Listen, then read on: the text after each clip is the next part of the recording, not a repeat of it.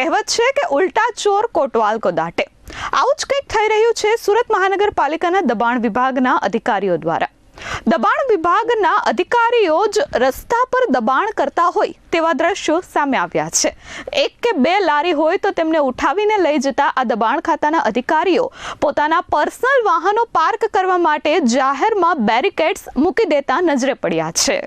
સુરત શહેરના રાજમાર્ગ પર આવેલ સુરત મહાનગરપાલિકા સેન્ટ્રલ ઝોનના દબાણ ખાતાની ઓફિસ સામે જ નિયમોના ખુલ્લેઆમ અવગણના થતી જોવા મળી રહી છે. જ્યાં એક તરફ સામાન્ય નાગરિકો માટે રસ્તા પર ગાડી પાર્ક કરવા માટે એકી બેકી તારીખના નિયમો લાગુ કરવામાં આવે છે, ત્યાં બીજી તરફ દબાણ ખાતાના અધિકારીઓ પોતે જ આ નિયમને તોડતા જોવા મળે છે.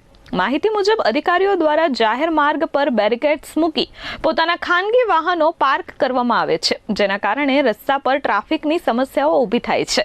આ પરિસ્થિતિમાં સામાન્ય જનતા માટે અવરજવર મુશ્કેલી બની રહી છે.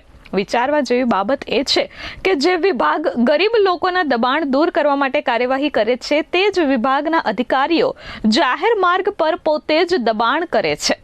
એક તરફ ગરીબોની લારીઓ ઉઠાવવામાં આવે છે તો બીજી તરફ અધિકારીઓ દ્વારા નિયમોનું ઉલ્લંઘન કરવામાં આવે છે.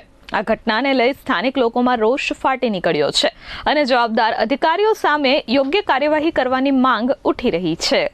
Bureau report S24 news Surat.